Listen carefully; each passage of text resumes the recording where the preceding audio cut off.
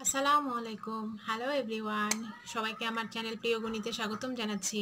আমি আরজু আরা রুনা, মোহাম্মদপুর কেন্দ্রীয় কলেজের গণিতের প্রভাষক। তোমাদেরকে আমি অর্ডিনারি ডিফারেনশিয়াল ইকুয়েশন পড়াচ্ছিলাম। আজকে আমি differential equations of order 1 and of higher degree এই চ্যাপ্টারটা পড়াবো। সেখানে এই চ্যাপ্টারে 4Gটা হচ্ছে ইম্পর্টেন্ট। এই 4G থেকে পড়ানো শুরু করছি এবং এই 4G এবং 4E থেকে একটা বা দেড়টা অঙ্ক তোমরা পরীক্ষায় পেতে পারো। আচ্ছা, তো আমি সরাসরি পড়ায় চলে যাচ্ছি। তো আমরা শুরু করব। ক্লাইরোর ডিফারেনশিয়াল ইকুয়েশনটা কি? ক্লাইরোর ডিফারেনশিয়াল ইকুয়েশনটা আগে বুঝতে হবে, এরপর তার সমাধান নিয়ে আমি আলোচনা করব। তাহলে ক্লাইরোর ডিফারেনশিয়াল ইকুয়েশনটা আগে আমরা দেখে চিনে নিতে হবে যেটা আসলে কি। তো তোমরা একটু খেয়াল করে দেখবে যে সকল সমীকরণ y equal to px plus F of P মানে পি এর একটা ফাংশন এই আকারে থাকবে, যেখানে p equal to Y prime প্রকাশ করা হয়। ওয়াই প্রাইম মানে তোমরা জানো এটা হলো ডিওয়াই বাই ডিএক্স। তাহলে এটা হচ্ছে কন্ডিশন যে যদি কোনো সমীকরণে ডিফারেনশিয়াল ইকুয়েশন এই আকারে থাকে যে Y equal to P X plus F of P মানে পি এর একটা ফাংশন যদি পাওয়া যায়, তাহলে যেখানে p equal to Y prime বা ডিওয়াই বাই ডিএক্স, তখন সেই সমীকরণটাকে ক্লাইরো সমীকরণ বলা হয়ে থাকে। যেমন যে কোনো একটা উদাহরণ আমি তোমাদেরকে দিচ্ছি, সেটা হচ্ছে ধরো y equal to px plus a by p। তাহলে এই সমীকরণটার দিক সাথে এটা একটু মিলিয়ে দেখো যে এটা y ইকুয়াল টু px আছে আর f of function of p বলতে a এটা কনস্ট্যান্ট আর 1 বাই p হচ্ছে ওর ফাংশনটা, যদি হয় a বাই p হচ্ছে এই ফাংশনটা। এরকম এরকম সমীকরণ থাকতে পারে। অথবা y equal to px plus ln of x। তা এখান থেকেও এরকম হতে পারে যে ফাংশন অফ পি হচ্ছে ln অফ এক্স আর পি এক্স এখানে দেওয়া আছে। তাহলে এখানে পি বলতে কি বোঝানো হয়েছে? পি কিন্তু এখানে ডিওয়াই বাই ডিএক্সই বোঝানো হয়েছে। তো আমরা যদি এই ধরনের সমীকরণ থাকে তাকে আমরা ক্লাইরোর ইকুয়েশন বলতে পারি, ডিফারেনশিয়াল ইকুয়েশন বলতে পারি। এখন প্রথম কাজ হচ্ছে আমাদের ইকুয়েশন চেনা। এখন ইকুয়েশন আমরা চিনে গেলাম, চেনার পর এরপরের কাজ আমাদের যে এই যে আমরা ক্লাইরোর সমীকরণটা দেখলাম তার সমাধান কিভাবে নির্ণয় করব। তো সমাধান নির্ণয় করার পদ্ধতিটা আমি একটু বুঝাবো, এরপরে আমরা অঙ্কে চলে যাব। আচ্ছা, তো তোমরা একটু খেয়াল করো, আমি একটা থিওরি পড়াচ্ছি। এখানে বলেছে show that the general solution of the Clairaut's equation y equal to px plus f of p is y equal to cx plus f of c। তার মানে বলেছে যে দেখাও যে ক্লাইরোর সমীকরণ যদি এটা হয়, তাহলে এর সাধারণ সমীকরণটা হবে, মানে জেনারেল সলিউশন, সাধারণ সমাধানটা হবে y equal to cx plus f of c। এটা আমাদের প্রমাণ করতে বলা হয়েছে। এখন একটু দেখছি, আমাদের সমীকরণটাকে লিখে নিয়েছি y equal to px plus f of p, এটা 1 নম্বর সমীকরণ দেওয়া আছে। এখন এটাকে প্রথমে আমরা ডেরিভেটিভ করে নিব। ডেরিভেটিভটা কি করব? dy by dx। এখন এখানে একটু খেয়াল করে দেখবে px, এটাকে ইউভির মতো করে ডেরিভেটিভ করতে হবে। কেন? কারণ pটা হচ্ছে x এর মানে x এর ডেরিভেটিভ, তার মানে এটা একটা পার্ট আর x আর একটা পার্ট। তো u এবং একটাকে u ধরবে একটাকে v ধরবে। তুমি যদি p কে u ধরো p রেখে যাবে, আর x কে ডেরিভেটিভ করলে 1 হয়ে যাচ্ছে, প্লাস x কে রেখে দিলে p কে ডেরিভেটিভ করলে dp বাই dx হচ্ছে। তার মানে এখানে uv করলে এটা পাওয়া যাচ্ছে, আর এইটুকুকে ডেরিভেটিভ করলে f প্রাইম p, আর p যেহেতু x এর ফাংশন, সো p কে আবার ডেরিভেটিভ করে দিতে হবে dp বাই dx।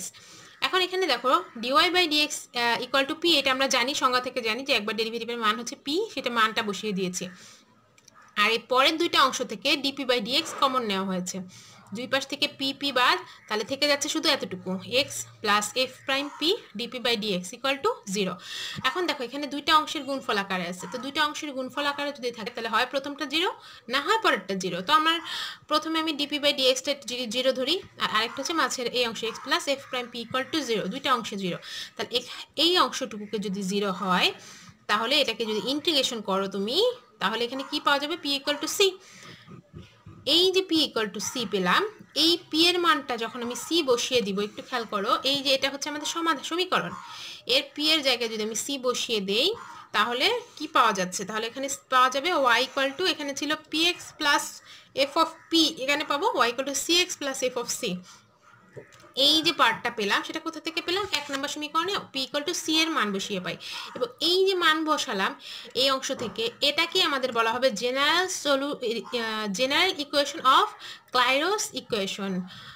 সো এটাই আমাদের সাধারণ সমাধান। তার মানে তোমাদের পরীক্ষা যদি কখনো বলা হয় ক্লাইডোর সাধারণ সমাধান নির্ণয় করো, তখন তোমরা জাস্ট এই পার্টটুকু এইভাবে করবো আমরা। আর প্রমাণ যদি চাওয়া হয় তাহলে তো আমরা এটুকু করলাম। এখন আমরা অঙ্কে চলে যাব। এই অঙ্কের প্রসেসিংটা দেখব। অঙ্কগুলো সহজ, তাও পরীক্ষায় আসে, একটু মনোযোগ দিয়ে দেখবে। প্রথম অঙ্কতে যাচ্ছি। Find the general and singular solution of y equal to px plus a by p। আমাদের সাধারণ সমীকরণ এবং ব্যতিক্রমধর্মী সমীকরণ নির্ণয় করতে বলা হয়েছে। তাহলে এটা কি সাধারণ সমীকরণের মান কিন্তু আমরা এখানে পেয়ে গিয়েছি।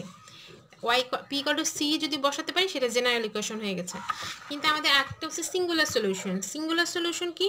সিঙ্গুলার সলিউশন একটু খেয়াল করবে, এটাকে বলা হবে ব্যতিক্রমধর্মী সমাধান, বা সিঙ্গুলার সলিউশন হলে ইংলিশে বলা হচ্ছে, তো বাংলা হচ্ছে ব্যতিক্রমধর্মী। এখানে ব্যতিক্রমধর্মী বলতে বোঝানো হয়েছে যে কোনো ধ্রুবক বর্জিত পদ আসে, যখন ধ্রুবক বর্জিত সমাধান আসবে সেটাকে বলা হবে সিঙ্গুলার সলিউশন। এটা কিভাবে নির্ণয় করতে হয় সেটা আমি এই অঙ্কের মাধ্যমে বুঝিয়ে দিব।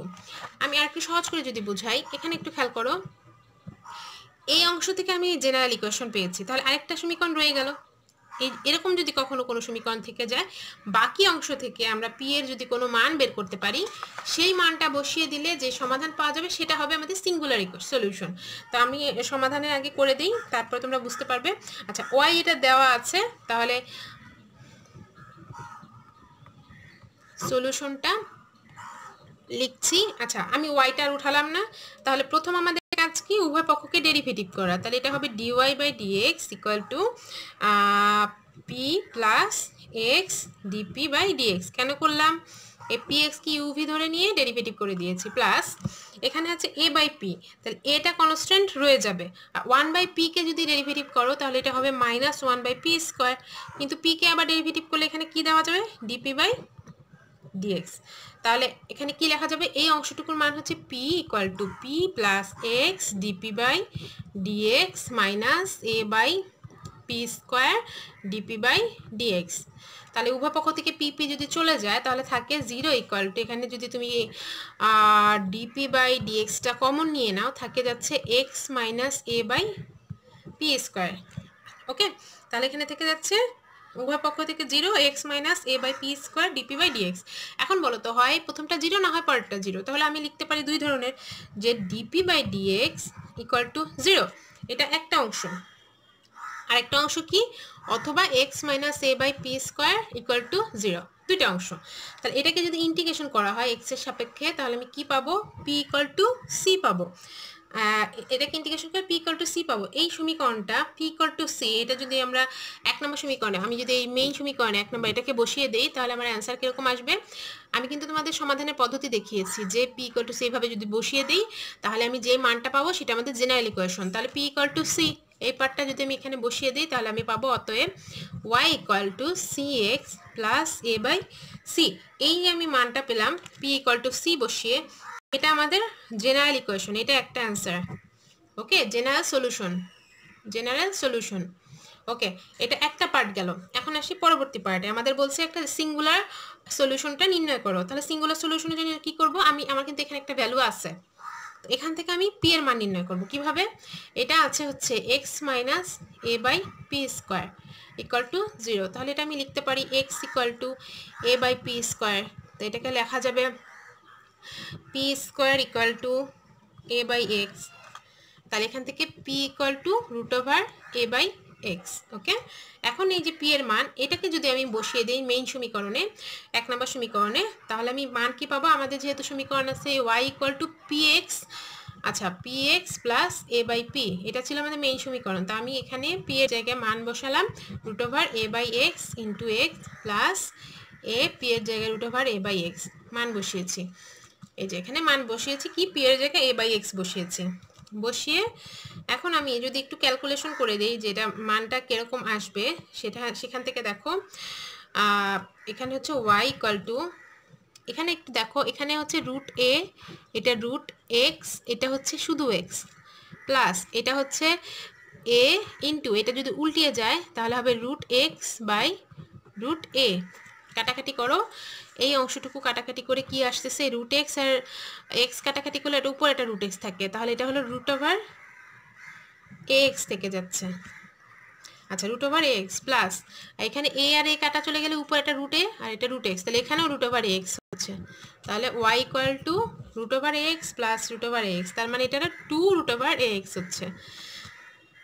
তাহলে যদি আমি বর্গ করে দিই উভয় পক্ষে Y square equal two 4ax, তাহলে আমি যেই সমীকরণটা পেলাম এইটা আমাদের সিঙ্গুলার সলিউশন, এটা সেকেন্ড সলিউশন। তাহলে প্রথমে জেনারেল সলিউশন পেলাম কখন, যখন p ইকুয়াল টু c বসিয়েছি, আর এরপরে যে মানটা p এর মান পেলাম এটা বসালে জেনারেল সলিউশন পেয়ে গেলাম। তো অ্যান্সার এটাই আমাদের অঙ্ক। এখানে যত অঙ্ক আছে সবই একই ধরনের। সো আমি আশা করব তোমরা বাকি কিছু অঙ্ক প্র্যাকটিস করবে, পারবে সবাই। তো আমি তবুও আরেকটা অঙ্ক করে দেব। এখানে এর পরের অঙ্কটা দেখো, এখানে দেওয়া আছে y equal to px minus ln of p, এটার general solution and singular solution দুইটাই বের করতে বলা হয়েছে। তাহলে আমি আগের মতোই একই কাজ করব সমাধানের ক্ষেত্রে। আমি কাজ করব প্রথমে dy by dx equal to px, একদম মুখস্থ হয়ে গেছে ডেরিভেটিভ করে, মানে যেহেতু uv এটা হবে p plus x dp by dx minus ln of p কে ডেরিভেটিভ করলে হয় 1 বাই p, কিন্তু p কে ডেরিভেটিভ করলে dp বাই dx। এখন dy বাই dx এর মান হচ্ছে p equal to p plus এই দুই পাশ থেকে dp বাই dx কমন নাও, থেকে যাচ্ছে x মাইনাস 1 বাই p, এই দুইটা জিরো হয়ে যাচ্ছে, জিরো প্লাস এটা দুইটা p আর p কাটাকাটি চলে গেল, তাহলে এখানে থেকে যাচ্ছে কি x minus 1 by p dp by dx equal to 0। So অতএব dp by dx equal to 0, এখান থেকে একটা, আর একটা হচ্ছে x minus 1 by p equal to 0, এখান থেকে একটা p এর মান পাবো। তো এখানে ইন্টিগ্রেশন করে দিলে p ইকুয়াল টু c, 0কে ইন্টিগ্রেশন করলে কনস্ট্যান্ট পাওয়া যায়, আর এখান থেকে p এর মান পাওয়া যাবে হচ্ছে x equal to 1 by p, অতএব p equal to 1 by x। তাহলে আমি যখন p ইকুয়াল টু c বসাবো তখন আমি কি সমাধান পাবো, জেনারেল ইকুয়েশন বা জেনারেল সলিউশন, সরি। তাহলে আমার সমীকরণটা কি ছিল, y ইকুয়াল টু এই যে px minus ln of p, তাহলে আমি সেখানে c বসালে অতএব কি পাবো, অতএব y equal to cx minus ln of c, এইটা একটা অ্যান্সার, এটা হচ্ছে জেনারেল সলিউশন। এবং আবার p equal to 1 by x বের করে রেখেছি, এই মানটা যখন আমি আবার বসাবো ওই সমীকরণে, তখন আমি কি পাবো, এক থেকে y ইকুয়াল টু p এর জায়গায় বসাবো 1 by x into x minus ln of 1 by x, p এর জায়গায় 1 বাই x বসিয়ে পাই। তো এখানে বসানো হলে এখানে কাটাকাটি গেলে 1 প্লাস 1, আচ্ছা আচ্ছা 1 প্লাস হবে কেন, এটা 1 মাইনাস ln অফ, এটা 1 বাই x কে x ইনভার্স লেখা যায়, ঠিক আছে। তো এটা হচ্ছে এখানে y লিখো, y ইকুয়াল টু 1 আর মাইনাস 1, এটা সামনে যদি চলে আসে তাহলে প্লাস ln অফ x, তাহলে এটা একটা অ্যান্সার। এটা কিসের সমীকরণ, এটা হলো সিঙ্গুলার, সো সিঙ্গুলার সলিউশন। তাহলে আমি একটা সলিউশন পেলাম y, এটা হচ্ছে জেনারেল সলিউশন, আর একটা সলিউশন পেয়ে গেলাম, এটা হচ্ছে সিঙ্গুলার সলিউশন। তাহলে এই চ্যাপ্টারে বাকি অঙ্কগুলো একই রকমের, তোমরা বাকি কিছু অঙ্ক প্র্যাকটিস করবে। আশা করি এই চ্যাপ্টার থেকে কোনো অঙ্ক আসলে তোমরা সবাই পারবে। তো আজকের মতো এখানেই থাকবে, সামনের দিন এরপরের চ্যাপ্টার নিয়ে আসবো। সবাই ভালো থাকবে, আল্লাহ হাফেজ।